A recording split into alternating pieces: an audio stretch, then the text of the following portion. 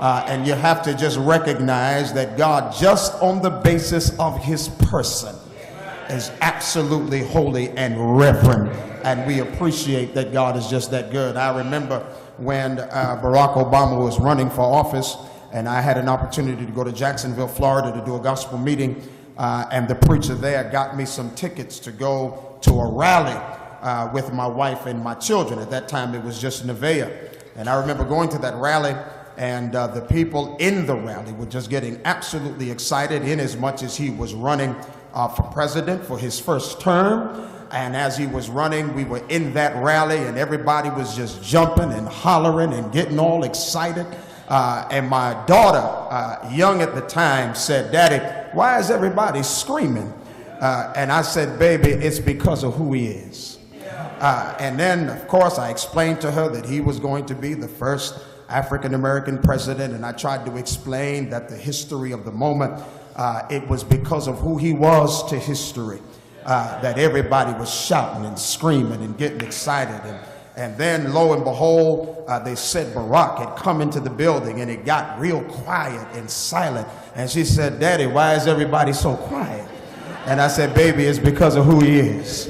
And so she said, "Daddy, well, what are we waiting for?" I said, "We're waiting for him to come in." And when he came in, electricity ran through the place, and everybody stood up on their feet and hollered and lifted their hands and erupted in shouts. And before long, I stood up and I got excited, and I started lifting my hands and shouting. And my daughter looked at me and said, "Daddy, why are you so excited?" I said, "Baby, because of who he is."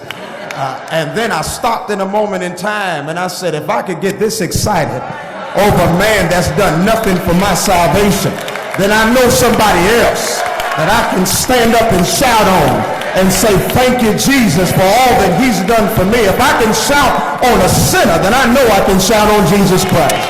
And I've come today to tell you the church ought to be willing to shout on King Jesus. And so we're just thankful to see all of you here. Always a pleasure to come to the Heights, particularly during this time, in as much as you engage in a 1-month celebration of this man of God that labors here, the mouthpiece that labors in this congregation, that has been a blessing to us across the country, nationally and internationally. Dr. W.F. Washington is a preacher's preacher, and I'm just grateful to say that he's my daddy twice. He's my daddy in the faith, but he's my daddy-in-law. So the reason I no longer lose my joy, the reason I no longer find myself depressed and find myself frustrated over my occasional failure, is because Jesus has already fixed this thing, where the fight is already fixed. What I've got to do is hold on by faith, trusting the finished work of Jesus Christ.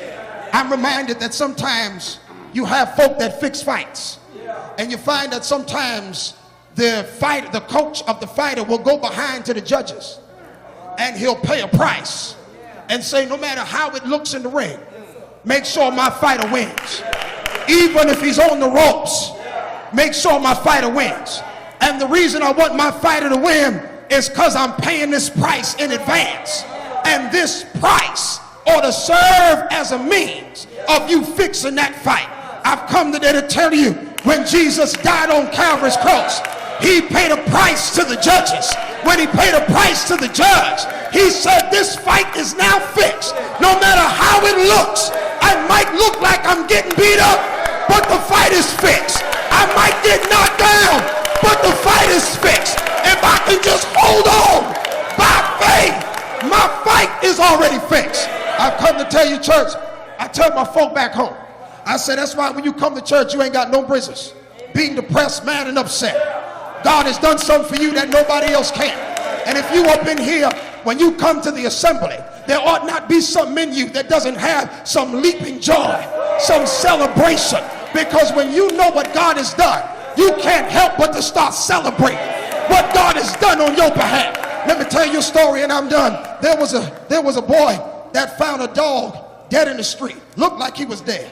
Young boy went up to the dog, picked the dog up, took the dog back home, laid the dog down, and he started to nurse the dog. He started to bind up his wounds. And next thing you know, the dog starts leaning up. And when the dog started leaning up, the boy went and got some dog food. Best dog food he can find. Put the dog food down, the dog started eating. Weeks later, the dog could not only sit up, he could stand up. And now the dog started feeling stronger. And his health started coming back to him. And the dog started walking. Before long, the dog starts running. And the reason the dog is running is because that boy saved him from the street, nursed him in the house, gave him the best food he could find. Now the dog, every time he saw the master, dog would start jumping. Dog would start leaping. Every time he was in the presence of the boy, he would start jumping, start leaping. When the boy walked the dog outside, neighbors started seeing the dog. Dog kept jumping around the boy. Neighbor said, why does that dog keep jumping? Why does that dog keep moving? Why don't you tell the dog keep still? The boy said, the reason this dog won't keep still is because I saved him from being dead in the street, nursed him back to health, got him back on his feet. I've come to tell somebody, I can't help myself. Sometimes I start leaping. Sometimes I start jumping. When I'm in the presence of Jesus, I can't help myself because Jesus did something for me that I couldn't do. I don't have time to be sophisticated. Don't have time to look at you. I got to give God some praise for everything that he's done for me. Do I have any leapers up in here? Do I have any jumpers up in here? Do I have any shouters up in here? Somebody ought to say, thank you, Jesus, for what you've done. Thank you, Jesus, for all that you accomplished. Are y'all following this? If you're here, if you're here, if you're here, if you're here. Oh God, don't y'all make me start preaching. I'm getting happy now. Oh God. Oh Jesus. Oh Jesus.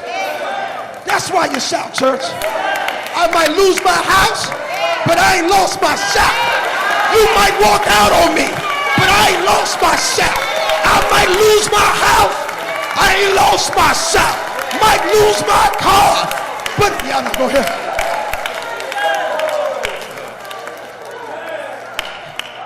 If you here, don't say no to this gracious gift. How do you get it? Thank you. How do you get it? How do you get it? How do you get it? How do you get it?